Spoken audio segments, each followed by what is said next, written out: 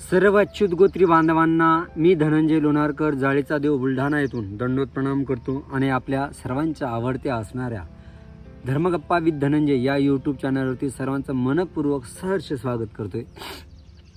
सर्वज्ञांच्या लीळा या कथारूप बघत असताना आपल्या मनाला आवडी उत्पन्न व्हावी आणि ती आवडी उत्पन्न झालेली आहे ती आपल्या देवधर्मात आपल्या दैनंदिन जीवनात ती आचरणात यावी यासाठी आपला हा सगळा प्रयत्न आहे। स्वामींच्या लीळा खरंच अगम्य आहेत, अतर्क्य आहेत, पण जेव्हा आपण त्या लीळेला व्यवस्थित वाचतो, ऐकतो, चिंतन करतो, आठवण करतो, स्मरण करतो, त्यावेळेस कुठंतरी ती लीळा आपल्याला थोडी समजते, थोडी कळते। आणि ही लीळा कळणं गरजेचं आहे। ती लीळा कळण्यासाठीच आपल्या देवाने तशी लीळा केलेली आहे। आपलं जीवन सार्थकी लागण्यासाठी आपण जगतोय म्हणून जगतोय, पण खरंच आपलं जगणं म्हणजे फक्त जगायचं म्हणून जगतोय का, जन्माला फक्त आलोय म्हणून आलो का, की याच्या मागे काहीतरी हेतू आहे। आपल्याला खरं तर आपण खूप अज्ञानी आहोत, आपल्याला कशाचीच जाणीव नाही आणि त्या जाणीवेच्या अभावामुळे आपण फक्त चालले म्हणून चालतोय। पण परमेश्वराची ओळख होणं, पंथाचा अनुग्रह घेणं हे सहजासहजी झालेलं नाहीये, योग आला म्हणून झालेलं नाहीये, तर आपल्यावरती परमेश्वराची विशेष कृपा आहे म्हणून झालेलं आहे। जगायचं म्हणून जगणं आपल्या दृष्टीने ठीक आहे ना, आपण जगायचं म्हणून जगू शकतो, पण परमेश्वराने आपल्याला जो ज्ञानमार्ग दाखवलेला आहे, जे आपलं नाम दिलेलं आहे ते द्यायचं म्हणून दिलेलं नाही, तर त्याच्या मागे परमेश्वराचा हेतू आहे।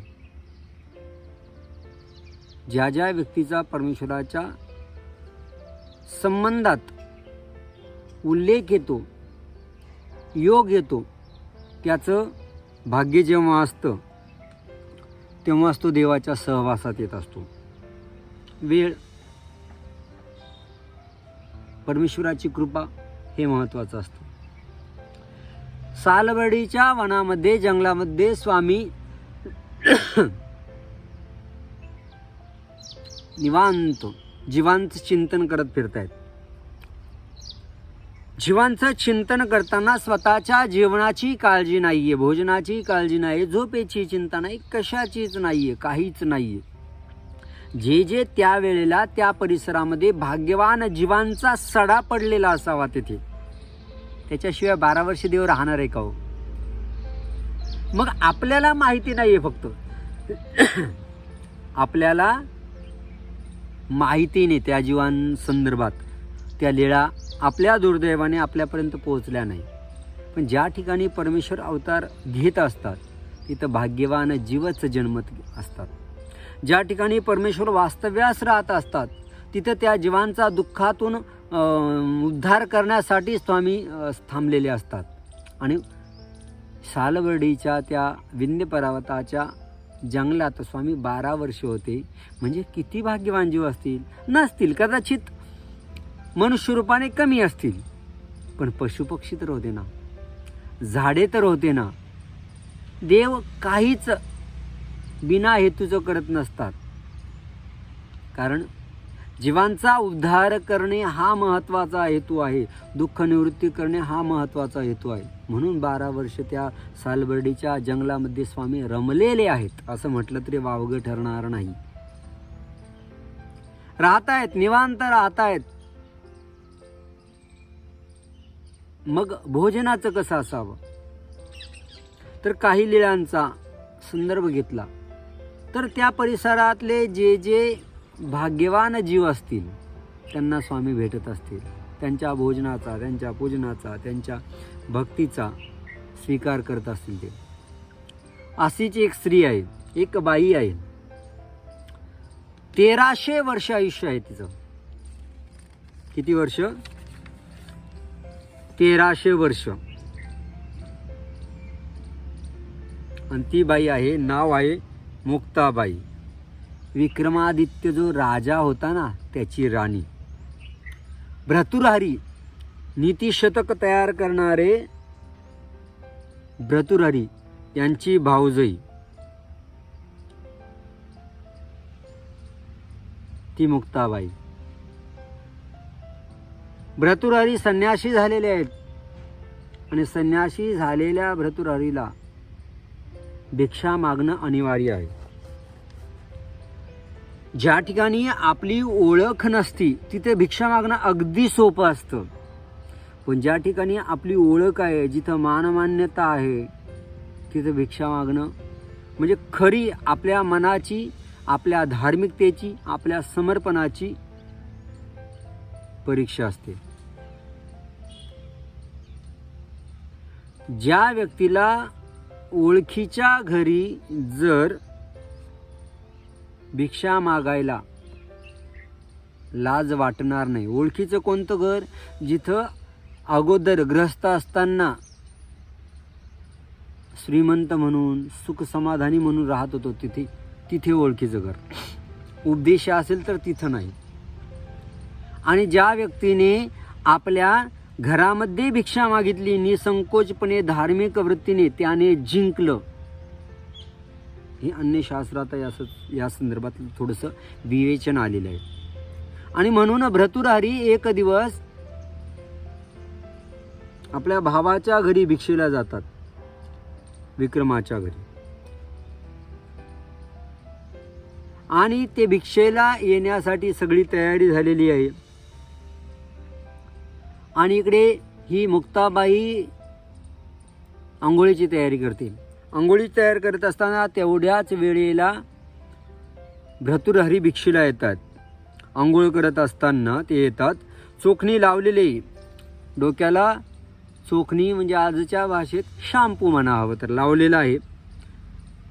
आणि आंघोळ करत असताना भर्तृहरी भिक्षा म्हणतात ती तशीच उठते. डोक्याच्या केसांची गाठ बांधते, बुचडा बांधते आणि ताट घेऊन भर्तृहरींना वाढण्यासाठी दिगंबर निर्वस्त्र जशी आहे तशी निघाली. का निघाली? तर तो वेळ जाऊ नये.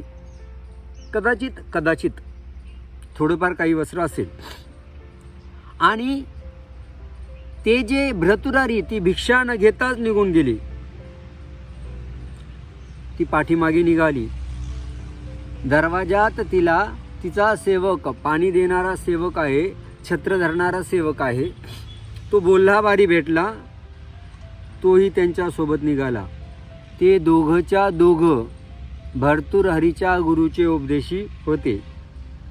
ती स्वतःच्या देहाची काळजी न करता, लाज लज्जा न बाळगता, त्या वेधाने जेव्हा निघते ना, तेव्हा तिला एक अवस्था प्राप्त होते. आपली मर्यादा जिथं आपण सोडतो, लाज लज्जा शरम जिथं सोडतो, धार्मिकतेमध्ये, अध्यात्मामध्ये, त्यावेळेस काहीतरी अपूर्व मिळत असतं. पण तेवढी समर्पणाची भावना, त्या क्षणी ती वासना, ती भावनाच स्पर्श होणार नाही, तेव्हाची गोष्ट आहे. आणि अवस्था झाली आणि तिचं अंगाचं वस्त्र जे आच्छादन आहे ते अंगावरती त्यांच्या रोमावळी निघाली, केस निघाले. अशी ती निघाली आणि ती तपश्चर्या इकडे सालबर्डीच्या विंध्याचल पर्वतावरती येऊन तप करू लागली. या संदर्भातला अधिक वृत्तांत आपल्या शास्त्रामध्ये आलेलं नाही. फक्त भर्तृहरीच्या मागे निघाली आणि मग नंतर वनात राहून ती तपश्चर्या करू लागली. अशी ती मुक्ताबाई या सालबर्डीच्या वनामध्ये गेल्या 1300 वर्षांपासून तप करत होती, साधना करत होती. ती नाथपंथीची असल्यामुळे साधना करत होती. एका झाडाच्या खाली स्वामी आसनस्थ झालेले आहेत. काही नाही, स्वामींना बसण्यासाठी आसन वगैरे, गादी काही नाही. तिथे जवळून जाणाऱ्या मुक्ताबाईने स्वामींना बघितलं आणि वेधल्या गेली. स्वामींच्या श्रीमूर्तीचं दर्शन झालं. तिला जीवनाचं सार्थक झाल्याची भावना झाली आणि तिला कळलं आपण केलेल्या तपाची फलश्रुती आज होते. आपण आजपर्यंत जिवंत आहोत ना, ते नक्कीच यांच्या भेटीसाठीच. देवाजवळ आली, देवांच्या दोन्ही श्रीचरणावरती आपलं मस्तक टेकवलं, दंडवत केला आणि दोन्ही हात जोडून मुक्ताबाई स्वामींना विनंती करत म्हणते, देवा, पलीकडे, थोडंसं पलीकडे माझी पर्णकुटिका आहे, झोपडी आहे, तिथं आपण चलावं. स्वामी ही लीळा जेव्हा बाईसांना सांगतात तेव्हाचा हा उल्लेख आहे, तेव्हाचं हे वाक्य आहे. म्हणतात, बाई, आम्हाला तिथं जायची इच्छा होती. त्याच्या विनंतीचा स्वीकार स्वामींनी केला आणि स्वामी तिच्या गुंफेमध्ये, झोपडीमध्ये गेले. तिने बसायला, आता रानावनामध्ये कसलं काय, कसले कपडे, कसले गादीन, कसलं काय, तिथे तिने स्वामींना बसण्यासाठी कुशासन टाकलं. कुशासन म्हणजे गवताचं आसन. गवत विशिष्ट पद्धतीने तयार करून बसायला केलेलं असतं, ते केलं. तिथं बसले स्वामी जाऊन.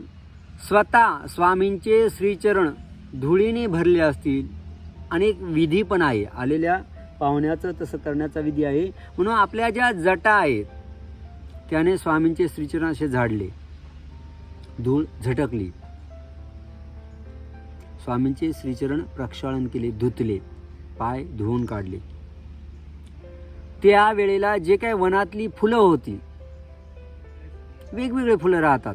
आपल्याला विशिष्ट फुलांची सवय झालेल्यामुळे ते फुलं आपल्याला फुलं वाटत नाही, पण रानातले, जंगलात वेगवेगळ्या झाडांचे वेगवेगळे फुलं असतात.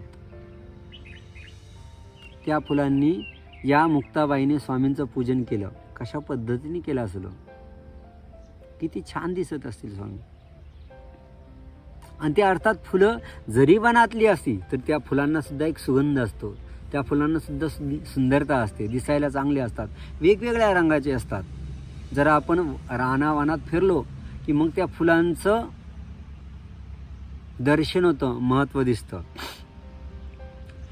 या मुक्ताबाईने त्यांची स्वामींची वनपुष्पांनी पूजन केल्यानंतर दंडवत घातले. साष्टांग समर्पणाची भावना म्हणजे दंडवत घालणे. साष्टांग दंडवत घातले आणि दंडवत घालून देवाचं समोर हात जोडून उभे राहिले आणि देवाला म्हणाले, देवा, खरं सांगू का, आज मी माझ्या मनातली भावना बोलते, सांगते तुम्हाला. मला वाटायचं इतकी वर्ष झाले मी जगते, मी माझे ध्यान, धारणा, साधना, तपश्चर्या रोज करते, पण मला वाटतंय मी कुठे ना कुठे कळत न कळत मला असं वाटायचं, बस किती दिवस जगावं आता, अजून किती वर्ष. हे जे देह आहे ना, हे शरीर आहे ना, याला अंगाला, संपूर्ण अंगावरती केस उगवलेत. डोक्याची केस इतके लांब झाले की रस्त्याने जात असताना आपोआप जागा झाडल्या जाते. बसायला लागले की तेच आसन माझं तयार होतं. कशासाठी जगते असं मला कुठेतरी वाटायचं. माझं मरण कधी येईल असं मला वाटायचं. मी मरणाची वाट बघत होते.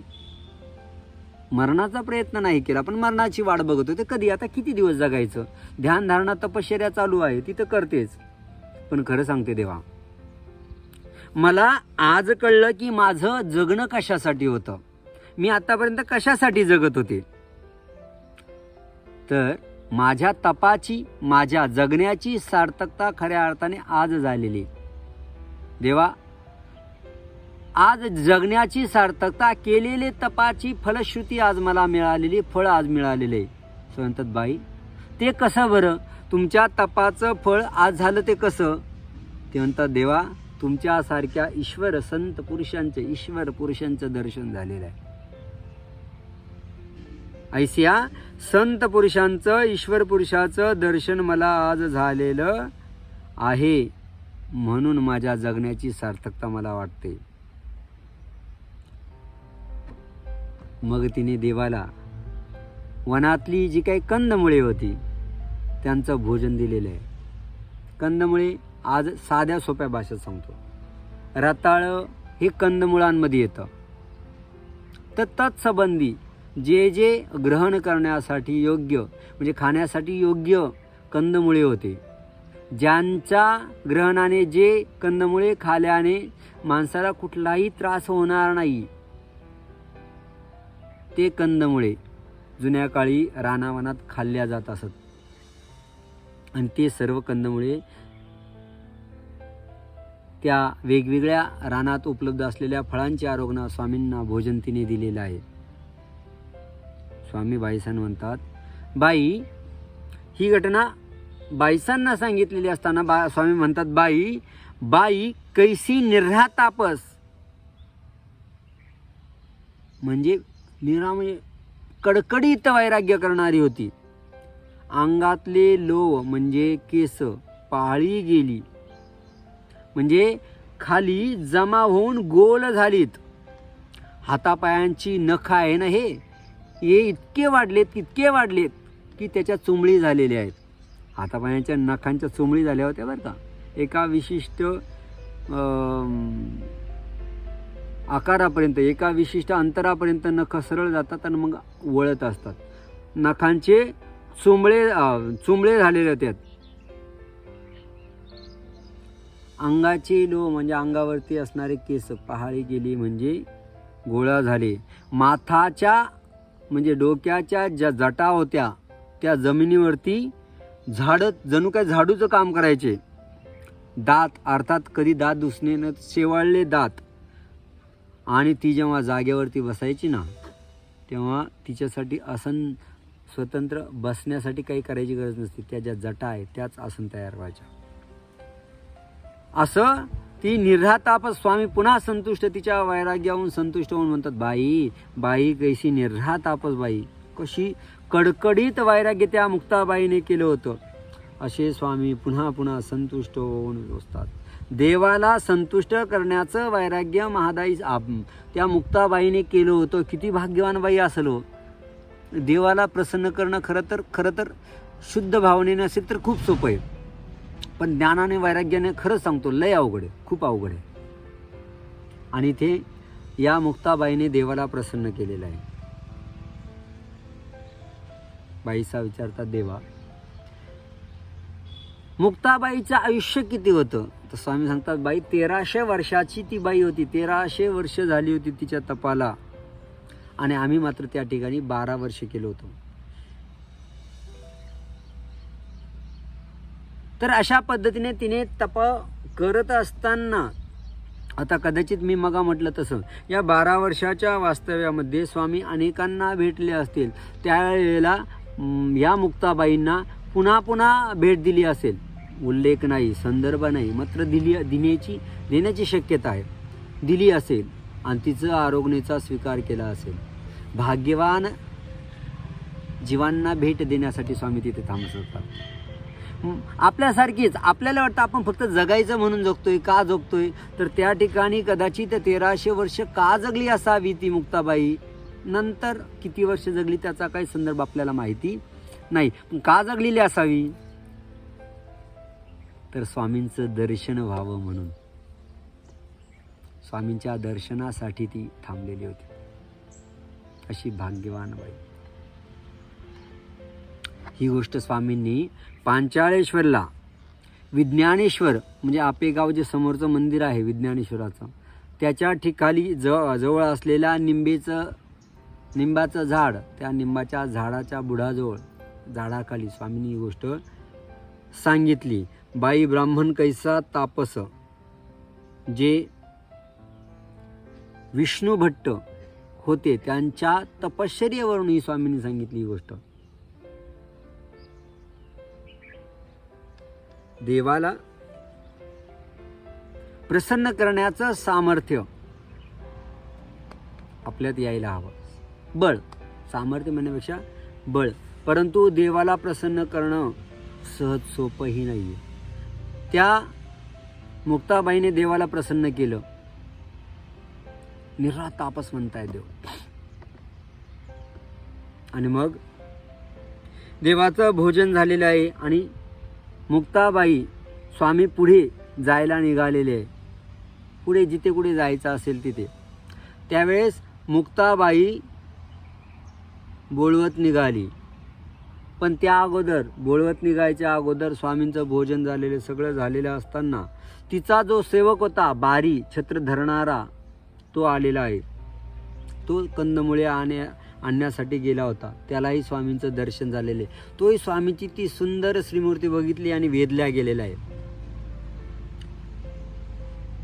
तो स्वामींना सोडण्यासाठी 2 पावलं मुक्ताबाई समोर आली आणि नंतर काही दूरपर्यंत तो स्वतः आलेला आहे. त्याने काय केलं आहे, निघत असताना स्वामींच्या अंगाला जे काटे लागलेले केसांमध्ये, श्रीमुकुटाच्या डोक्याच्या केसांमध्ये जे काटे रुजलेले आहेत ते काढलेले आहेत. स्वामींच्या अंगावरती रक्त लागून जे वाळलेलं आहे त्याला पुसून काढलेलं आहे. त्या भाग्यवान, त्याला देवाचा वेध लागला. हो, देवाचा वेध लागणं खरं तर लय अवघड असतं. देवाचा वेध लागण्यासाठी देवाचीच कृपा असावी लागते. देवाची कृपा ज्याच्यावरती होते त्यालाच देवाचा वेध लागतो. बोल्लाबारियाला देवाचा वेध लागलेला आहे. वेध लागलेला बोल्लाबारिया अंगावरचे काटे काढतोय, देवाचे फडक्याने अंग पुसतोय. असं चालता चालता चालू आहे. स्वामी पण स्वीकार करतायत. काही विशिष्ट अंतरावरती, काही थोडं दूरपर्यंत गेल्यावरती स्वामी म्हणतात, बोलले या आता तुम्ही वर थांबा, आता तुम्ही या ठिकाणी थांबा, आम्हाला पुढे जायचं आहे, आम्हाला दुसऱ्या भाग्यवान जीवाला भेट द्यायची आहे, त्यामुळे तुम्ही आता इथे थांबा. जर तुम्ही जास्त दूरपर्यंत आलात तर मुक्ताबाई तुमची वाट बघल, तुम्ही थांबा. आणि मग ते थांबतात आणि त्या बोल्लाबारियाला स्वामींपासून अलौकिक आनंद होतो. अलौकिक असा आनंद होतो, ज्याला आपल्या शास्त्रीय परिभाषेमध्ये स्थिती असं म्हटलेलं आहे. स्वामी दरकोस दर मुक्काम न कोस न मुक्काम. आता इथे कसं जिथं वाटलं तिथं तेवढा वेळ थांबतायत स्वामी, काहीही बंधन नाही. ज्या भाग्यवान जीवाला भेट द्यायची त्याला भेट देत आहेत. आपण हे लक्षात घेणं गरजेचं आहे की आपण जी लीळा ऐकतोय, आपण जे उपदेशी झालेलो आहे, आपण जे स्थानवंदना जातोय, सहजासहजी नाहीये. ही आपल्यावरती देवाची कृपा आहे. ती कृपा आपल्याला ओळखायची आहे, लक्षात घ्यायची आहे. आपल्या तेच लक्षात येत नाही. आपल्याला वाटतं मी केलं, माझ्यामुळे झालं. करता करविता ईश्वर आहे. पण तो विधायक कामांसाठी, हे लक्षात ठेवा. विधायक पुण्यात्मक जे कामं असतात, जे विधी असतात, त्याला परमेश्वर सहाय्यभूत असतात. त्याच्यावरती कृपा राहते. तुम्ही जर वाईट वागलात ते म्हणतात ते तू आणि तुझं पुण्य जाणे. तुझ्याकडून चांगलं करून घेणं हे माझं कृपा पण आहे, पण तू वाईट करत असेल त्याला मी काही करू शकत नाही. स्वामी आत्ताही विद्यमान आहेत, हे शास्त्र सांगतं. आपली सर्वांची अर्थात भावना आहे. मग आत्ताही स्वामी विद्यमान आहेत, पण ते कुठे आहेत ठाऊक नाही.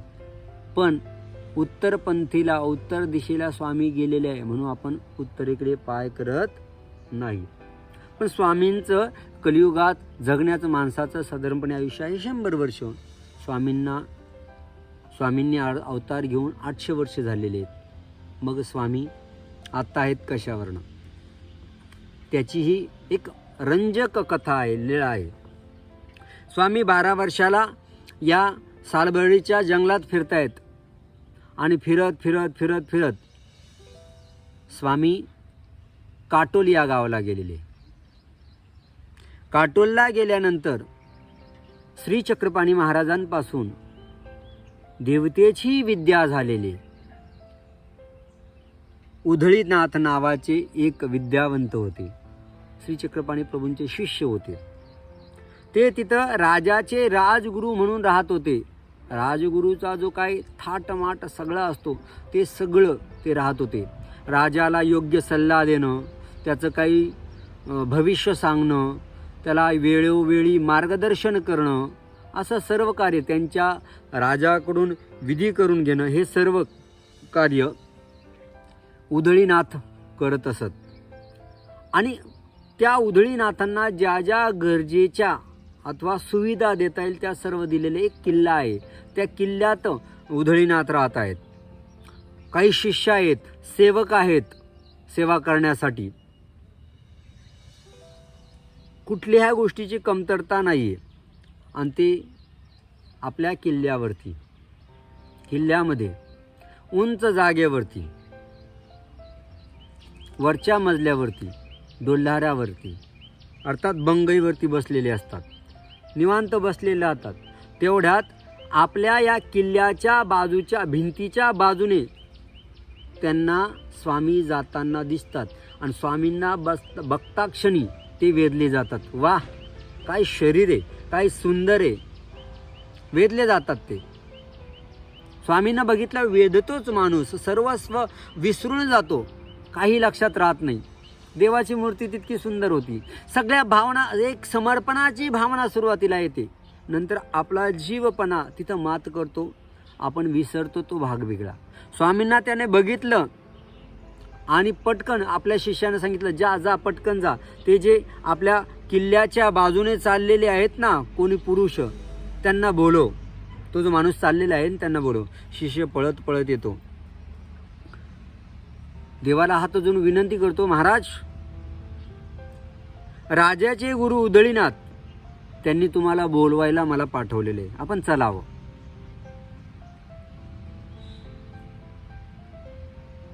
स्वामींना जाण्याची इच्छा होती. काय इच्छा होती?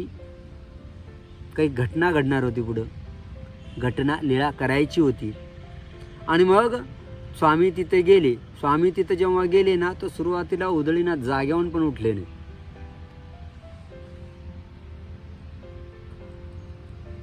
असतं माणसाला अहंकाराचं एक स्वतंत्रच वलय असतं, अधिष्ठान असतं हवं असं तर म्हणा.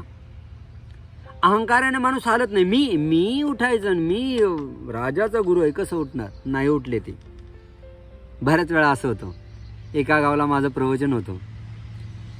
ज्या गावाला प्रवचन असतं त्या गावाला शक्यतो माझा असा एक प्रयत्न असतो की त्या गावातल्या उपदेशांच्या घरातली जी देवपूजा आहे ती करायला मी जात असतो. त्याच्या मागं पार्श्वभूमी अशी की काही उपदेशांच्या घरामध्ये इतकी छान सुंदर उत्तम देवपूजा असते की त्याचं वर्णनच करता येत नाही. म्हणून देवपूजा करायला जातो. देवपूजा करायला गेलो. देवपूजा ज्या घरात गेलो ते सद्भक्त सोप्यावरती बसलेले होते. मी आणि माझ्यासोबत 1-2 सद्भक्त होते. आता माझ्यासारखा पिंड बघितला, मला बघितलं का असं काही मोठे बाबा आले अशी काही भावना होत नसते. नेहमीप्रमाणे त्यांनी बसल्या दंडवत या हल्लेले नाही जागेवर. काय घेणार? सांगितलं काही नाही, देवपूजा करायची आहे. कसे काय आलेत?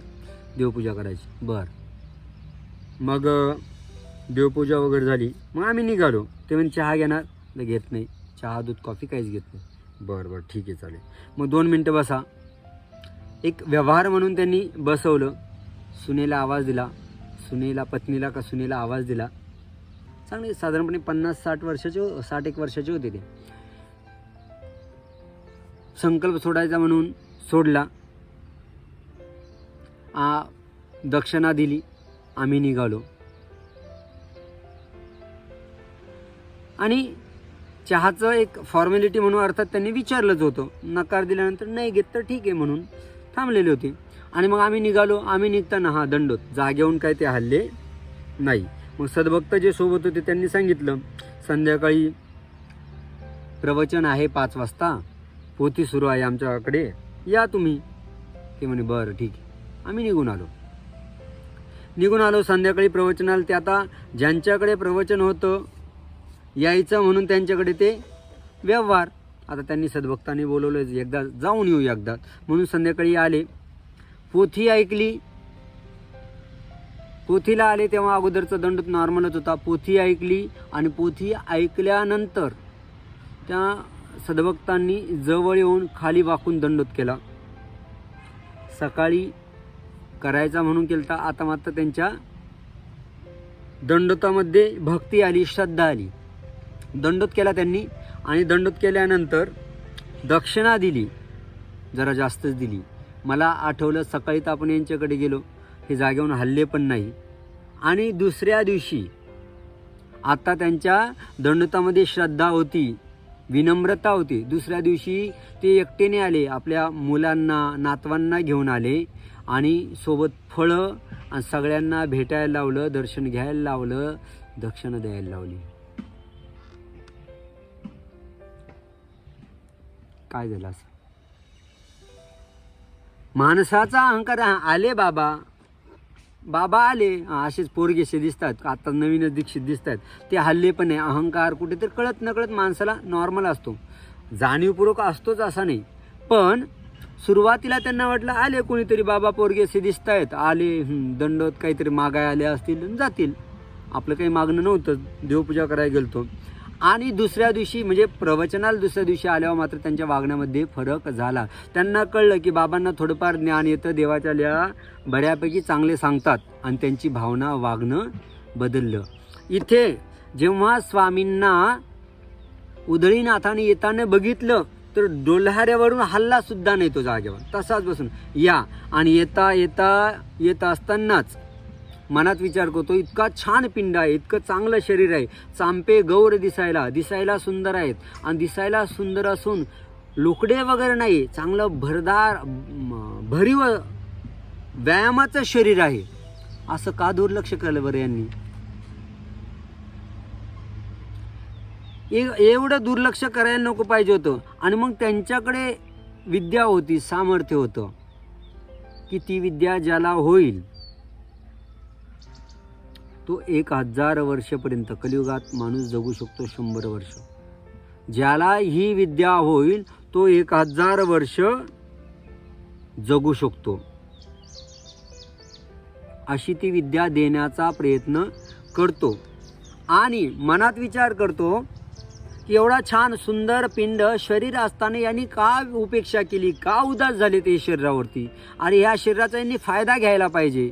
आणि असं म्हणून त्याने स्वामी येतायत हा डोलारावरती बंगईवरती बसलेला आहे आणि तिथूनच सामर्थ्याद्वारे, नेत्राद्वारे शक्ती सामर्थ्य देण्याचा प्रयत्न करतो, विद्या देण्याचा प्रयत्न करतो.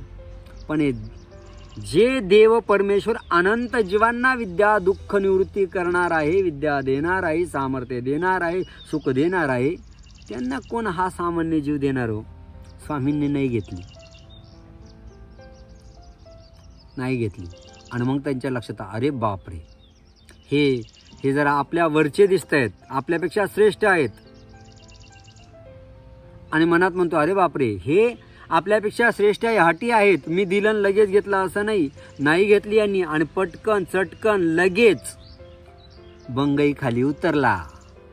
अहंकार, आपल्यापेक्षा श्रेष्ठ भेटलं की माणूस गर्वाचं घर खाली होत असतं. कळत न कळत त्यांना लगेच जाणीव झाली, नाही हे आपल्यापेक्षा श्रेष्ठ आहे. स्वामींना बघितल्यानंतर जागचा हल्ला नव्हता, बंगईवरनं उतरलेला नव्हता, आता लगेच उतरला. कळलं आता हे श्रेष्ठ आहे, पटकन उतरला आणि खाली बसला. स्वामींना त्याच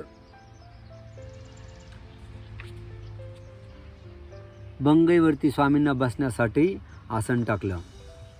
स्वामींचं जंगलातून आलेले आहे आत्ताच. केस जे आहे ना, त्या केसांमध्ये गवत आहे, कुसळ आहे, काट्या आहेत, काड्या आहेत, पाला आहेत, पानं आहेत. आणि स्वामींच्या श्रीमूर्तीवरती अर्थातच काट्या कुट्यातून येत असताना अंगाला काट्यांचे ओरखडे गेलेले आहेत.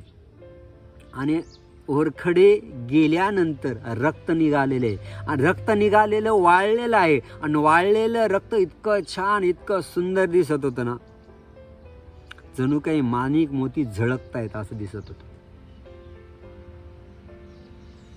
चंपे गौर मूर्तीवरती लाल बिंदू आहेत, लाल रेषा आहेत रक्ताच्या. कशी मूर्ती दिसत असेल? हा वेधला गेलेला आहे. एवढी उपेक्षा का केली देवाने असा मनात विचार करतोय. आणि सोबत स्वतः खाली बसून देवाला बसण्यासाठी मस्त छान सुंदर उत्तम प्रतीचं गादी तक्या लावून आसन रचतोय. विनंती करतोय, देवा आपण यावरती बसावं. स्वामी बसतात. स्वतःच्या हाताने देवाच्या केसातले काटे काढतोय. देवाचे केस विंचरतोय. स्वामींनी वीरगुंठी बांधलेली आहे. जशी श्री दत्तात्रय प्रभूंनी वरती अशी गाठ बांधलेली असते ना, बुचडा मागे बांधतात, तसं वरती बांधले, त्याला वीरगुंठी असं म्हणतात. ती सोडलेली आहे आणि नखाने स्वामींची केस विंचरलेत. पुन्हा तशीच गाठ बांधलेली आहे आणि आपल्या हाताने स्वामींच्या अंगावरती ते अशुद्धाचे म्हणजे रक्ताचे जे डाग आहे तो पुसून काढतोय. संपूर्ण अंग पुसलं त्याने, केसातले कुसळ काढले आणि आता मात्र ते अंग पुसल्यानंतर कदाचित माहिती नाही, ठाऊक नाही, नक्की नाही देवाने किती दिवस आंघोळ केली नसेल, त्यामुळे थोडंफार उन्हात चालतायत, कुठेही राहत आहेत, थोडंसं मळ आलेला असेल, तो पुसून काढल्यानंतर ते चांपेगोर मूर्ती बघून अजून वेधलं गेलं. बापरे काय सुंदर आहे. डोळ्याची पापणी लवत नव्हती. एकटक देवाकडे पाहत होता, पण स्वतःच लगेच भानावरती आला आणि देवाला दोन्ही हात जोडून पुन्हा विनंती करत म्हणला, देवा माझ्याकडे आहे ना वयस्तंभिनी, वय थांबवणारी, आयुष्य थांबवणारी विद्या आहे,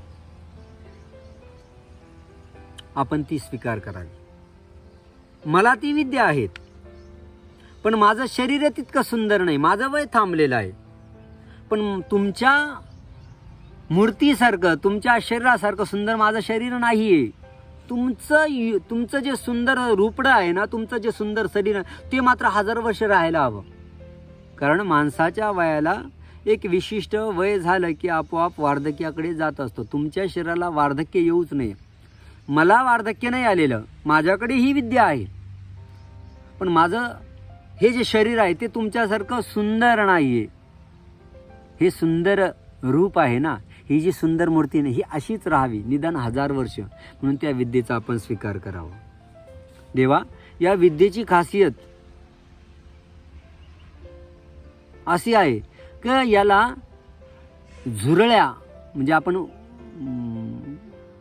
सुरकुत्या म्हणून सुरकुत्या पडत नाही, केस पांढरे होत नाही. आज केस पांढरेचे काळे करण्यासाठी काय काय उपद्व्याप करावा लागतो ते आपण बघतोच. सहस्र वर्ष मनुष्य याने जगू शकतो, 1000 वर्ष. ही अशी विद्या आहे ना, ती आपण स्वीकार करावी. तुम्ही त्याच्या योग्य आहात, ते तुमच्यासाठीच ती विद्या आहे, म्हणून आपण ती स्वीकार करा असं हा विनंती करतो देवाला. आणि देवाला आपल्यापर्यंत ज्ञान पोहोचवायचं होतं ना. इतर अवतारांसारखं देवाला करायचं नव्हतं. अवतार घेतला, 1000 वर्ष 100 वर्ष अवतार राहिले, ज्ञान दिलं, प्रेम दिलं, जे अवतार कार्य ज्याच्यासाठी झालं ते कार्य केले आणि धामाला केले. नव्हतं करायचं देवाला. देवाला आपल्यासाठी थांबायचं होतं, तुमच्यासाठी थांबायचं होतं. तुमची दुःख दूर करायची होती, माझी दुःख दूर करायची, मला संकटातून मुक्त करायचं होतं, तुम्हाला आनंद द्यायचा होता. म्हणून देवाने 1000 वर्षाचं आयुष्य स्वीकार करण्यासाठी देवाने त्यांना सांगितलं, ठीक आहे स्वीकार करतो आम्ही, घेतो आम्ही. होकार दिला स्वामींनी, श्रीमुकुट मान हलवली आणि मग विद्या स्वीकार केली. दिलंय आपल्याकडे, दुःख दिलं तर घ्यायचं का नाही हे आपल्या हातात नसतं, मिळतंच. इथे परमेश्वर आहे, घ्यायचं का नाही त्यांच्याकडे चॉईस होती, पसंत होती. आपल्याकडे पसंत नसते. आपल्याकडे आपल्या आयुष्यात कोणतीच कसलीच पसंत नसते. आपण जे जे पसंत समजतो ती काही पसंत नसते, कॉम्प्रोमाइज असतं, सगळी तडजोड असते. ती आपलं आयुष्याचं हक्क तडजोडीचं आहेत. आपण जगतोच तडजोड करून आणि त्याला पर्यायच नाही. खरं तर आपल्याला हवी असलेली नोकरी मिळत नाही. हवी असलेली पत्नी मिळत नाही, जशी हवी तशी मिळत नाही, जसं हवं तसं घर मिळत नाही. आपण म्हणतो मला पाहिजे तसं हे मिळालं नाही. जर आपण बघितलं तर त्याच्यात आपण तडजोडी केलेल्याच असतात. आपण मान्य करत नाही, तो भाग वेगळा. मला असं घ्यायचं होतं पण हे असं मिळालं, ठीक आहे. आता मला अमकी तमकी गाडी घ्यायची पण आता काय तेवढं बजेट नाही आहे. मग काय, चला ही त्यातली कोणती, ही तडजोड असते. देव कशाला तडजोड करेल. त्यामुळे ती विद्या घेतली. ही देवाने त्यांची विद्या स्वीकार केल्यामुळे खरं तर देवाला याची गरज नव्हती, पण देव कुणाला तरी निमित्त करून काहीतरी स्वीकार करत असतात. तृप्त काम असणारा परमेश्वर सुद्धा भोजन करत असतो. देवाला सुद्धा भूक लागत असते. का लागत असते तर त्या जीवाला घडावं, त्याच्या भोजनाचा स्वीकार परमेश्वराने करावा. परमेश्वराच्या स्वीकाराने त्याला पुण्य लाभावं, गोमट मिळावं, भजन घडावं म्हणून परमेश्वर या सगळ्या गोष्टीचा स्वीकार करत असतात. त्यालाही, त्या उदळीनाथालाही पुण्य गोमट लागावं. त्याची ती विद्या अपूर्ण होती.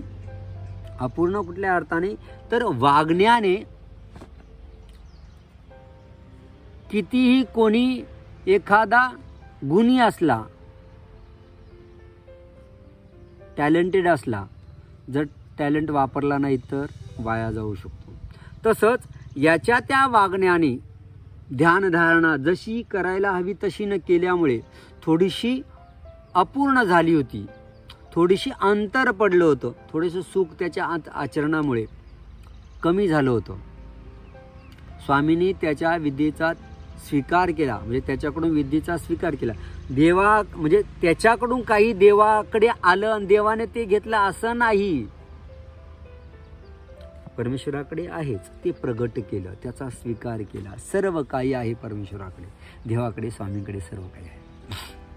त्याचा स्वीकार केला. पलीकडून काही आलं आणि मग यांनी घेतलं असं नाही, अंतरातून स्वीकार केला. जे अगोदर होतं पण स्वीकार केलेलं नव्हतं, या ठिकाणी ते स्वीकार केलं. कुठल्या अर्थाने प्रगट केलं, स्वतःच्याच अंतर्यातून प्रगट केलं म्हणून. नाहीतर वास्तविक त्यांनी काहीतरी दिलं आणि देवाकडे नव्हतं आणि देवाने घेतलं असं नाही. मग त्या दिवसांपासून स्वामींचं वय साधारणपणे त्या दरम्यान 25-30चं होतं, 25-27च्या दरम्यानचं होतं. आजही स्वामी 25-27 वर्षाचेच आहेत. जसे तेव्हा दिसत होते तेव्हा आजही स्वामी तसेच दिसत आहेत. 800 वर्षानंतर केस पांढरे झालेले नाहीये, सुरकुत्या पडलेल्या चेहऱ्यावरती नाहीये. 800 वर्ष आणि 1000 अजून 200 वर्षापर्यंत स्वामी तसेच राहणार आहे. ही विद्या त्याच्याकडून स्वीकार केल्यामुळे आता त्याची विद्या पूर्ण झाली आणि तो त्या विद्येचं जे फळ आहे, देवतेच्या विद्येचं फळ देवतेच्या मूर्तीमध्ये मिळणे, म्हणजे देवता मूर्तीमध्ये पावन होणे, ते त्याला मिळणार आहे. कारण त्या विद्येचा स्वीकार स्वामींनी केला. म्हणून परमेश्वराचं प्रत्येक वागणं, प्रत्येक लीला चेष्टा आपल्या भल्यासाठी, जीवाच्या भल्यासाठी असते. जीवाने त्याप्रमाणे आचरण करावं. जर देवाने स्वतःचीच विद्या तशी स्वीकार केली असती, काय बिघडलं असतं. पण याला म्हणजे उदळीनाथाला ती विद्या देण्याचं गोमट मिळावं म्हणून देवाने त्याला निमित्त केलं. त्याच्याकडून काही आलेलं नाही, त्याला निमित्त केलं आणि मग त्याची अपूर्ण विद्या होती ती पूर्ण झाली आणि मग तो त्या देवतेच्या फळाला अर्थात जाणार. परमेश्वर स्वामी श्रीचक्र 800 वर्षानंतरही विद्यमान का आहेत, त्याचं कारण या विद्येचा अंगीकार केलेला आहे देवाने.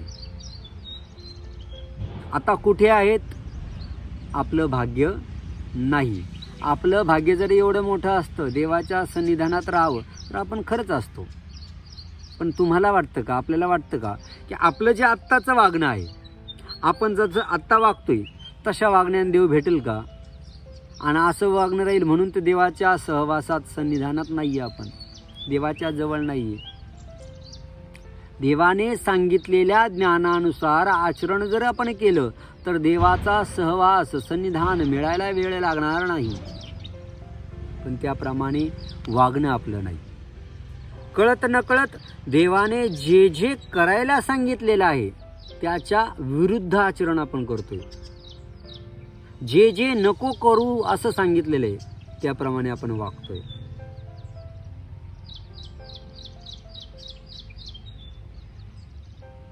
म्हणून देवाच्या सन्निधानात नाही. पण देवाला आपल्यावरती कृपा तर करायची होती ना. आपल्याला दुःखातून मुक्त करण्याचा मार्ग सांगायचा होता. दुःखातून मुक्त कसा होऊ शकतो हे दाखवायचं होतं. म्हणून देवाने 1000 वर्षाचं आयुष्य स्वीकार केलं. अनंत जीव आहेत, अनंत जीव आहेत उद्धार करायचे, म्हणून देवाने 1000 वर्षाचं आयुष्य अंगीकार केलं. आणि आपल्यासाठी चांगली गोष्ट आहे. यावर्षी म्हणजे गेल्या 2 वर्षापासून 2-3 वर्षापासून 2-3 वर्षापूर्वी आपण अष्टशताब्दी महोत्सव साजरा केला आहे. 803 वर्ष 805 वर्ष जे झालेले आहेत हे आपलं भाग्य आहे. नाहीतर श्रीकृष्ण महाराजांनी गीता सांगितली आणि गीता तत्वज्ञान सांगून, उद्धारक ज्ञान सांगून श्रीकृष्ण महाराज निजधामाला निघून गेले.